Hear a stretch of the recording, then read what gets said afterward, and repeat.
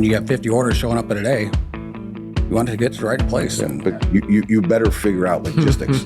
you better focus on it because you're losing material. It's getting delivered to the wrong place. Communication between the field and the office and making sure everybody's on the same page. What kind of impacts are tariffs really having on what we do, how we do our work? He showed up at the office one day. He said, hey, I'm going to make the Amazon of the electrical world. Welcome to the Beyond the Breaker podcast. I am thoroughly excited about this episode. If you can see, we have a Nebraska shirt and a Penn State shirt. We are recording on November 18th. Sounds right. Yeah, and Nebraska, Penn State, now a night game whiteout coming up in about 4 days. So by the time this episode releases, we will have a winner. And I do appreciate you guys in the little rivalry here. I hope there's maybe a side bet going on. Ben and I are going to be the refs here. This is more so a competition. We'll ask a question. One of you are going to have to buzz in. First one to answer gets the point for their team.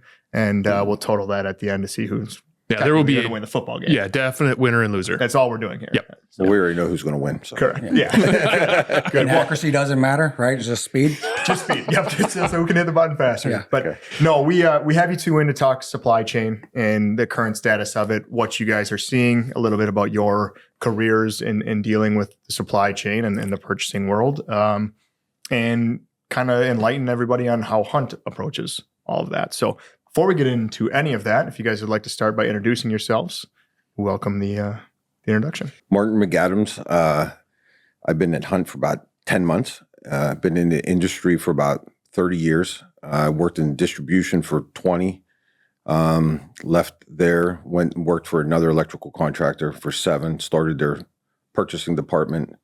They were, on a lean journey, so they were hiring a purchasing team. So they hired me and worked there for 7 years, learned a lot, went to a lot of job sites, things like that. And got the opportunity to come to Hunt 10 months ago and glad I'm here. Right on. Glad to have you. Yeah, thanks. Sean. Sean Cherry. I've been with Hunt for about 4 years now, coming up on. Like Martin, I also come from distribution contractor life, and was there for about 6-7 years. And, there we have various experiences with all sorts of different product lines and being able to take that knowledge that we got from there and translate it into, servicing these projects that we get to work with, right? What we're trying to do is work with operations, get in early, get to the job sites, look at the estimate, look at the logistics, look at how much laydown do they have, what's the schedule, and then really back ourselves into buying material at the right time, right price, making sure that it's, either at a distributor's warehouse or on site. It's really logistics and schedule. It's really what we're doing. It's the market's changing all the time, so you're trying to hit it at the right time.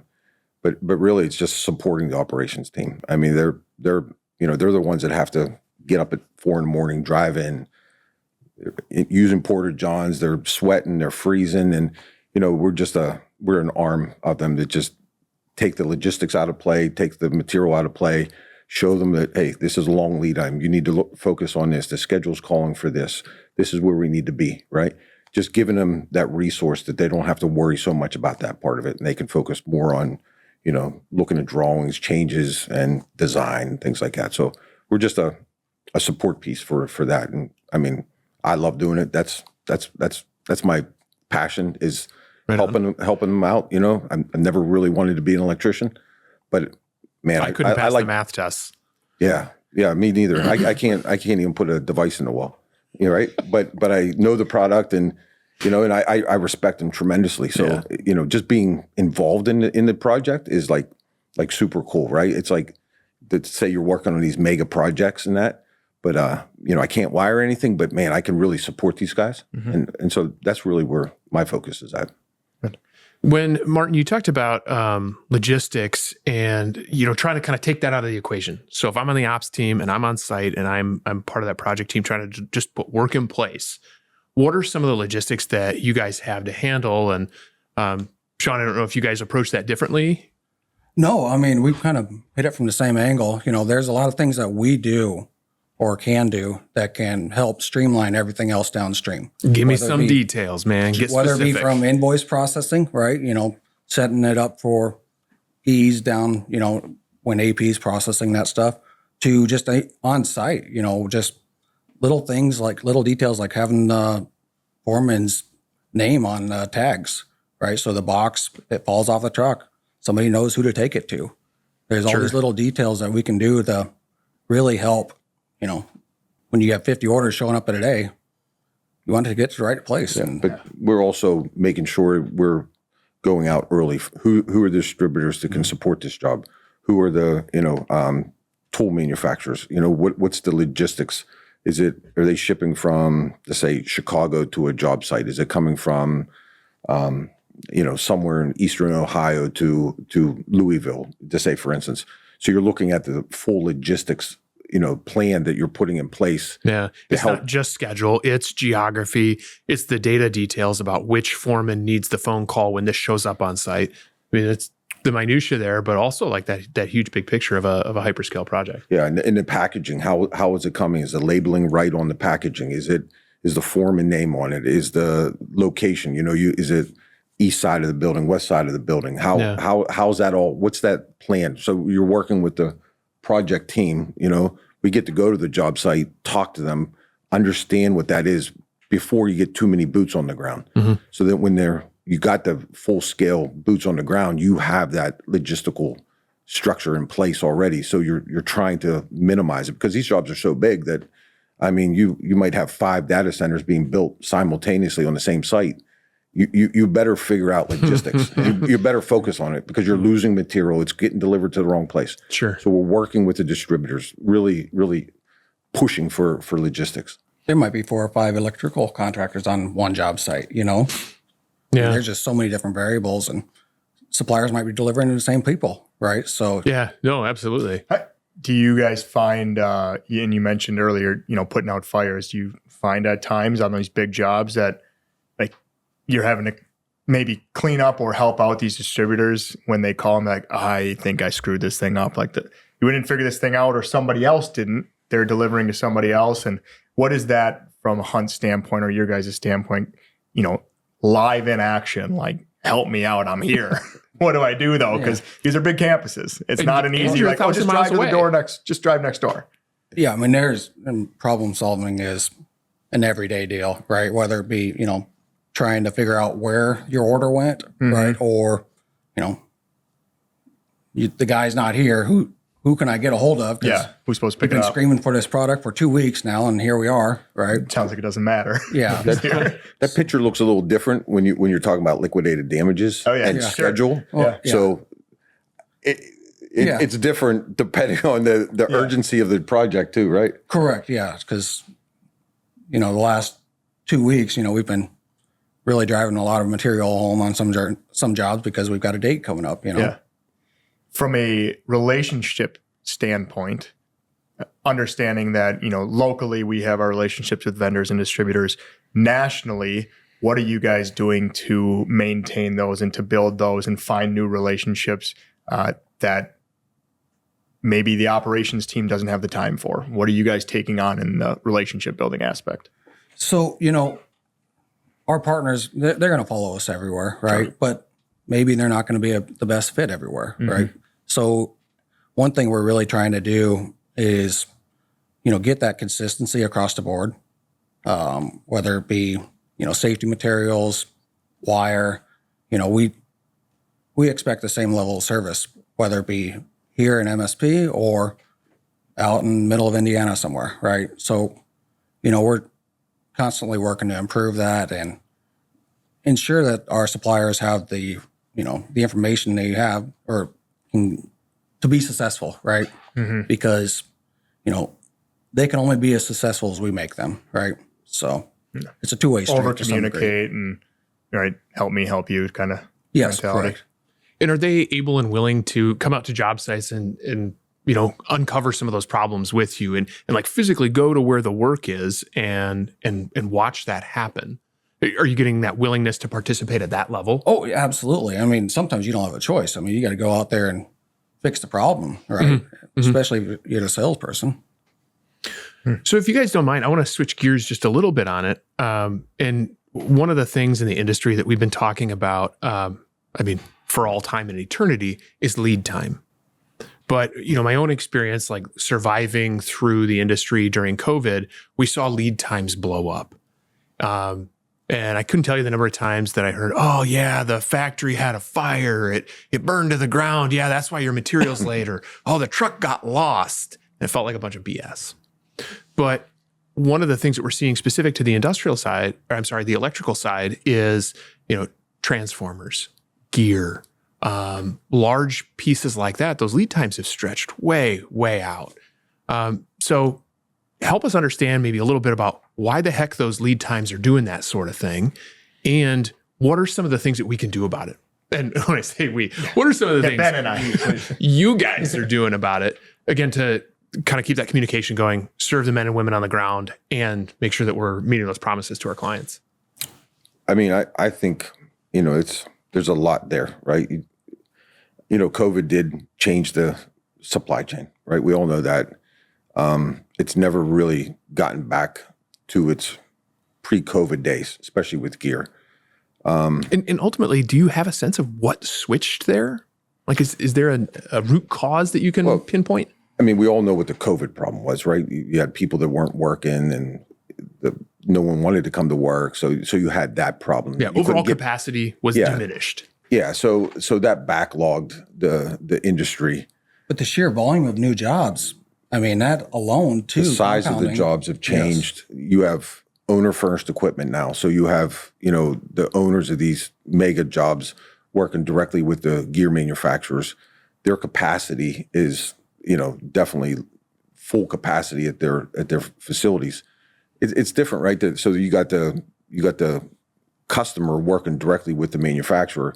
The manufacturer has a line of sight to what projects are coming downstream for the next 4 or 5 years. So they're producing their slotting times directly with those owners. Though. Directly with the owners. We as contractors need to receive the material, store it, whatever we do, install it, right? So it's kind of moved away from us buying gear at that capacity. But when you look at the size and the sheer volume of some of these jobs, I was talking to a distributor one time, and it was a Stellantis job that they were building, and I think our gear package was like $16 million that we were looking at on a hospital, and that sounds like a lot. I think Stellantis was around $250 million. Right. So it was a mega campus, and they did the full buyout.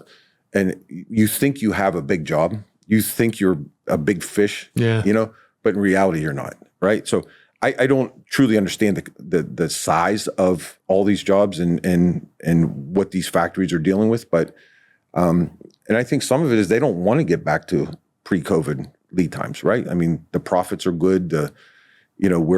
We're looking at it and saying, okay, we got to get in this slotting time, and they're doing well. They're making money, and it gets challenging. So I think from a hunt standpoint, our best thing is to get the information early, and really look at the slotting that's being their schedules at the manufacturers, and trying to get ourselves in that slotting and with our schedule and negotiate with the manufacturer to get our needs when we need it. But even information. We got to get the information, even if we can't impact it or control it. Sometimes we got to get that info about what that correct information too, because just panic buying. Panic buying doesn't do you any good, right? You want to buy the right stuff. Speaking of what we're utilizing, what kind of tools are you guys utilizing? I take it we're not just on like Amazon scrolling buying some stuff. What are we doing to purchase the stuff? What are we doing to stay on top of lead time, stay on top of the industry, and what's happening in it? And don't you dare say fax machines. Once upon a time. What? Once upon a time. No, those are real things that used to exist. We'll talk about it later. Yeah. So, we have this form, and it's Excel, and everyone just fills in what they need and they email it to us. And that's pretty much it. And we just plug it into a system and send it over to the distributor. That's not the case. That's not really how That's it what works. time that was. That's how it worked, Oh, yeah. right? I believe. Or they I took think it. it should go back to that. They get a piece of lumber and they write what they need and they take a picture and they text it to you, right? So that's still has the to way it happen used to be, right? sometimes. And, so it's a good question. Not too long ago, actually. You know, Yeah. So what are some of the modern tools that you guys are using to help streamline some of that? Yeah. So, the software we use is called Remarkable, which I think we all know what it is in this room, but it's becoming, definitely more popular in the industry. But if folks are listening and don't know what it is, give us the 20-second rundown. Well, I'll give you a little background behind it, right? So, when I first started in purchasing for that other contractor, coming from distribution, I had a great knowledge of what the distributors' tactics were and what we were trying to do. From a distributor side, from a contractor side, I don't think their focus is different, right? So we, when you looked at when you got a quote, when you got 3 quotes back, you would either, this was even before we had 3 monitors, right? You only had 1 monitor, even 7 years ago, right? This is how much it's changed.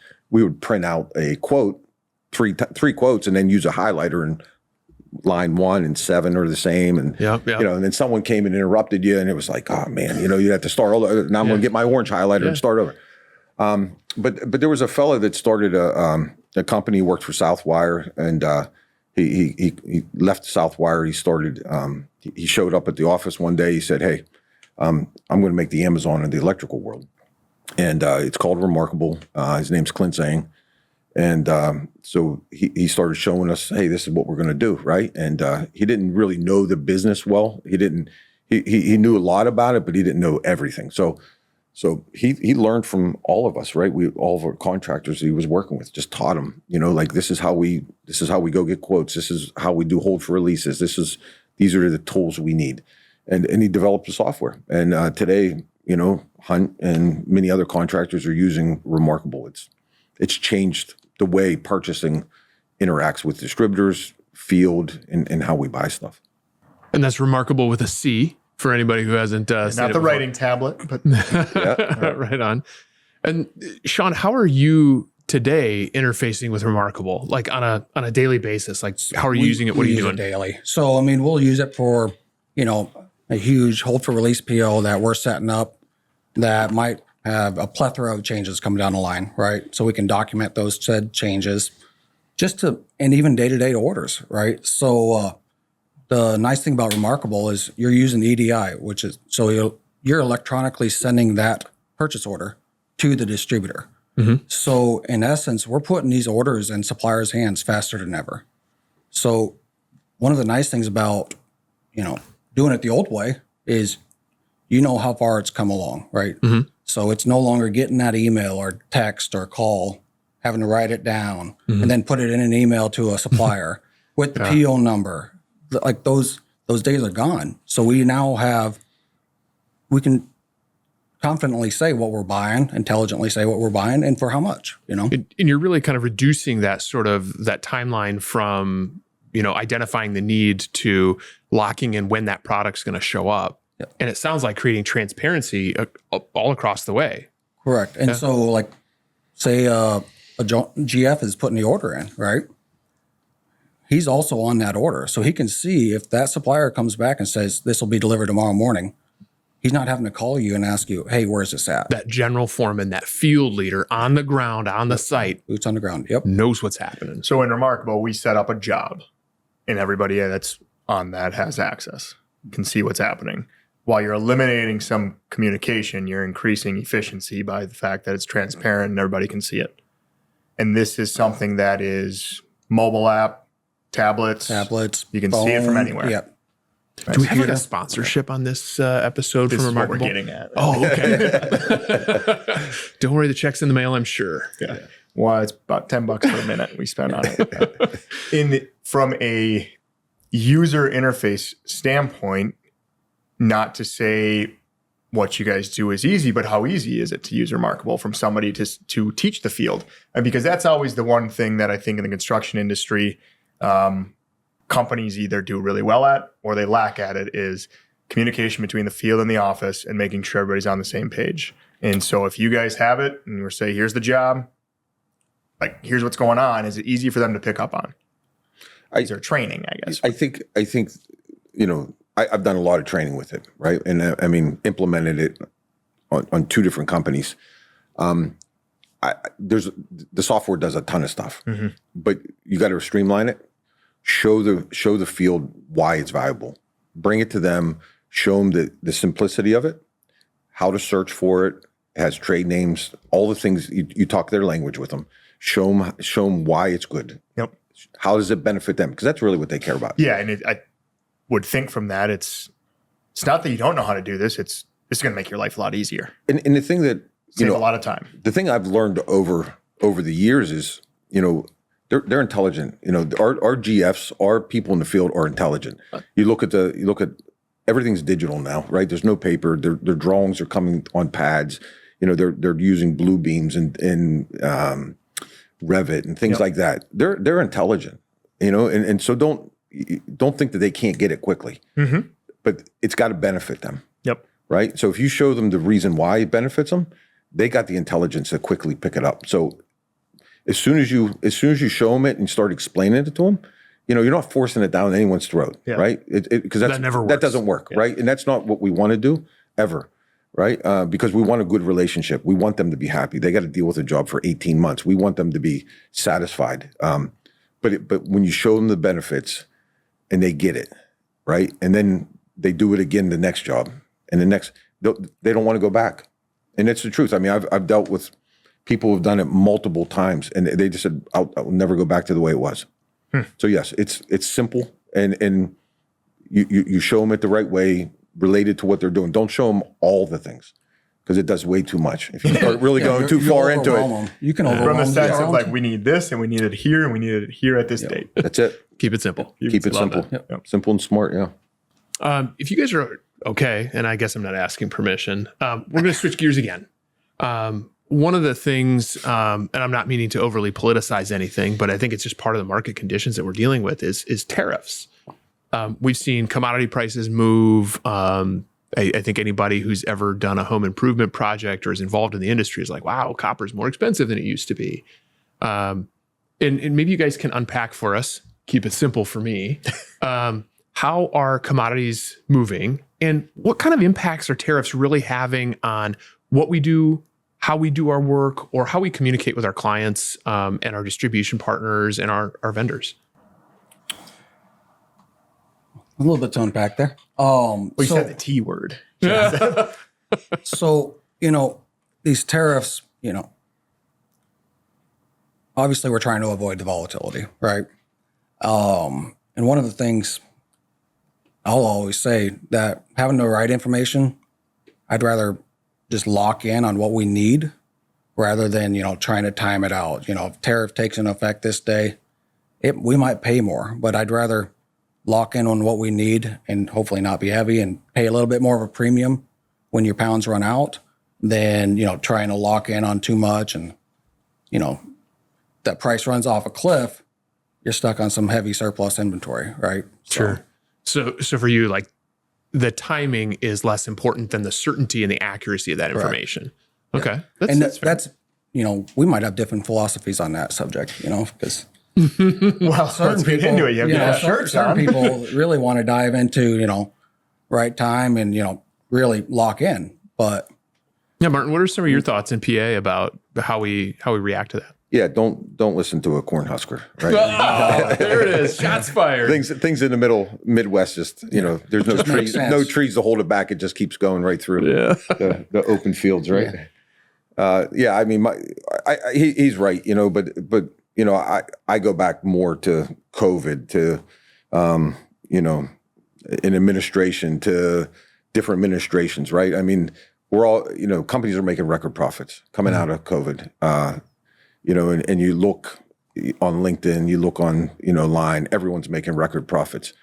Does tariff have something to do with the pricing today? Yes, right? I mean, the president can say one thing and shoot the market up right when you're ready to buy material, right? So it does have an impact directly to us if we are not prepared, right? The best case scenario for us is to get the information early, watch the market, be prepared to buy when the market's right. So all of these external things that change the market, which frankly we don't have control of. We don't. We're just but they're gonna short react to term, that part of right? it. I mean, Like day traders. Control what you can control. You know what I mean? So, the copper went up. It was just last week was 515, and I think today it's like 498. Right, so it's coming back down. So if you have the information, you're prepared to buy.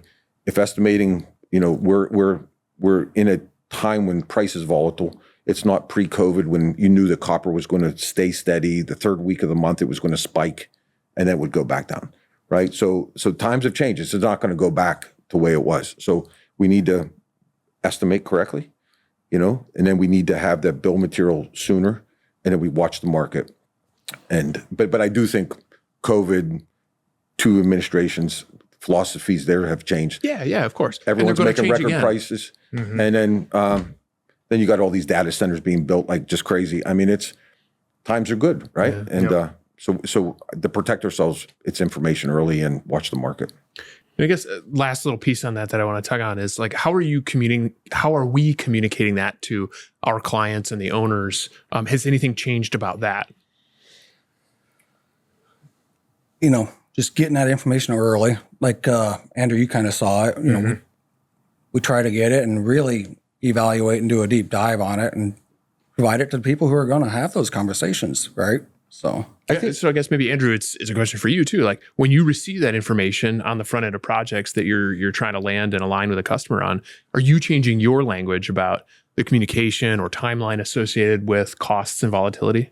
Yeah, I just asked them to, hey, what's going on here? Just regurgitate it. No, that is where from some of the data center stuff, it is extremely important to get these two and the team of 6 involved, because that conversation comes up every time. And I said it earlier, the T word, because was once in an interview where they actually refused to say tariffs. They kept calling it the T word, and everybody was on board with it. I'm like, this is ironic. It's kind of funny, and I think it was a running joke, but it was a serious conversation about that, and it kept coming up, and it just said, we need somebody at the front lines to help us out, and that's exactly what you guys say you do. Is like support, right? Tell us what's actually happening, because from a GC standpoint, they need to know because they need to tell somebody. Yeah. And at the end of the day, it has to go all the way back to the owner and says, am I going to be up and running at the day I told somebody I was going to be up and running? Yeah.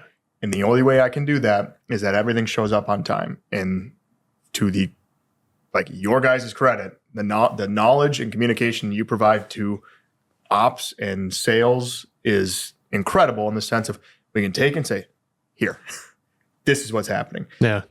They then have to kind of work into what they're needing based on that. It's like, we can't change the cost of stuff. You can't change the cost of stuff unless that owner is the president or has the president's phone number. You're not going to be able to change much of it. And so it's very beneficial to get these guys involved early. And you're just carrying that sort of transparency and I don't think it's quite over communication. Like you're just being extremely communicative about what's going on. Yeah. And you'll find every email when there's an ask ends with, and do you have the lead time update? That's not the main point of the email, but they always have it in there. Yeah. And it's just like, it's the same as it was yesterday. But thanks for asking. It hasn't changed. Yeah. But the GC knows. They know. They absolutely. know. The customer knows, right? Correct. I mean, maybe during COVID, that was completely different. But at this point of the game, they know. I don't know, they always ask the question. And it's always, here's 50% drawings. What's the lead time? Yep. Mm-hmm. And then Sean and I make a phone call to somebody, and you get this boilerplate 28 weeks. Mm-hmm. Well, because we're not telling them anything. So we can't get real good lead times. Yep. 28 weeks, 35 weeks. Okay. Andrew, it's 35 weeks. Meanwhile, full well known that that's not right. But with no information, that's what you get. So it's just and then you tell the customer 35 weeks. I love the gaps, right? There's 3 rows, and it's like drawing, purchasing, delivery. That's like 25 to 35 weeks. You're like, well, which one is it? Or which side of the fence are we on? Yeah. But I will not to say that the questions about lead times is too much. It's extremely understandable from that standpoint. Absolutely. Everybody on that job has to be on the same page with that, because the window is slim. it's there for the taking, but you have to be ready to go. And that's the overly communicative world that we live in, is like, somebody needs to tell me what's going on from the owner's perspective, right? And from our perspective, it's like, we also need to know what's going on, because if we can't provide what they need, we're all in trouble. Yeah. And so, we take it very seriously, but it's just hard when you don't have all the information. Yeah. And so we try to navigate it just like you're navigating it, right? And it's a challenge. Yeah, but I would just say, in reiterating that, is like, from our standpoint, what you guys do is so helpful, because the question gets asked all the time, every time. Yeah, I'm like, every time. I can give you the same answer as I did yesterday, but if I give you the same answer as I did last week, I might actually be wrong, because something's different now. So Appreciate it. I need you guys to like look into the crystal ball. We talked about the way that some of the role of purchasing and some of the way that we buy out projects has changed over time. We're no longer scribbling it down on a piece of wood or cardboard and taking a picture of it, right? We're not using fax machines. What are maybe some things in the future that you guys would expect to either change, or what are some things that need to change about the way that we're buying out, by the way that purchasing is supporting, the construction efforts at the company? I'll say one thing that we're trying to accomplish, being that data centers are all very similar, materials very similar, and owning our data like we do now, we're trying to build I guess saying, okay, we built 3 1 million square foot data centers, right? What's the material that we bought for those? So we're compounding each of these data centers that we're building. Yep. If it's a larger one or small, using square footage as our base. And then what we're really going to do is extract that data, be able to sit with a project manager early in a job, show up at the job, sit down in a job trailer, say, all right, here goes, here goes our historical, buys. Mm-hmm. Let's focus on largest dollars, largest labor dollars. What's the ROI? Mm-hmm. Where can we bring the biggest, value? Are we going to focus on heat shrink? No, we don't care about heat shrink. Are we going to focus on maybe hardware? Maybe it's not worth it. Okay, no. Yeah. Are we going to focus on ladder tray? Okay, yes, we're going to focus on that. Are we going to focus on that? So having that historical data, building it, using that data, I think it's going to change. Instead of getting an estimate, knowing how estimating estimates, right? That bill of material is not correct. So using our historical data, I think it's going to really be better time spent with the PM, understanding exactly where we need to focus, what we need to get. Yeah. What's your first priority? What's got the biggest challenge to it? Love it. But we're going to use data that we have. We're going to analyze it. I know that because of the IT team that I'm a part of, we do a lot of data analysis. And so that's awesome to hear that you guys think you can use it that way too. Yeah. So Sophia, fantastic. We met with Sophia today. She's fantastic, right? Yeah. And she listens and she's figuring it out as you're talking, right? And I think that's one thing that is going to change and help us better, right? Awesome. I mean, I'm sure you can think of some other things too, right? Well, yeah. I mean, it's just, every day we're trying to break remarkable, right? Just trying to push those limits and just, either find new capabilities or limitations, right? And that's, I'm sure the same thing's going to happen with Click, other softwares, right? I mean, it's just more and more, we're in the age of big data, right? So we're trying to capture that data, like Martin's saying, and really use that information to make the best decisions, right? Love it. Well, Ben wrote me a note. I had a question already. Let it rip, Tater Chip. Okay, I hope it was the same thing. As we wrap up here, and we appreciate your guys' time, and I think I hope this is enlightening to a lot of people, because there's so much that happens on jobs that I think like the purchasing and how stuff gets there kind of maybe gets looked over, because it's like, it just gets done. You guys just handle it. Yeah. It gets done extremely well, and it's there on time. It's there at the right spot, and people are like, how did this happen? Well, nobody knows. So you guys hopefully just a little bit more that. insight now. Yeah, correct. Okay, as we go one more crystal ball look here, give us a prediction for the score on Saturday, and once this gets released, we'll actually be able to know who was right. And once you give us that, also the best home Penn State game and home Nebraska game that you've been to in your life. Let's start with the score. 35-21 Penn State. Man. 27-20 Nebraska. All right. All right. Is that a missed field goal? Missed extra point, 20 for Penn State? I don't know what they're going to do, but they're only landing They're on not 20. winning. Yeah. All right. All right. All right. And then best home game in Happy Valley you've been to. Ohio State whiteout game. Ooh, what year was that? I don't know. What decade Night was game? it? It was a night game. Night game. Yeah. I'm It's pretty simple. I'm It's getting the too old. rivalry, whiteout game. Yeah, Doesn't I'm matter getting when too it old. was, I it was just, great. I don't know. Yeah. But I've been only a couple, but yeah, Okay. that was the best. Nice. Fantastic. Sean?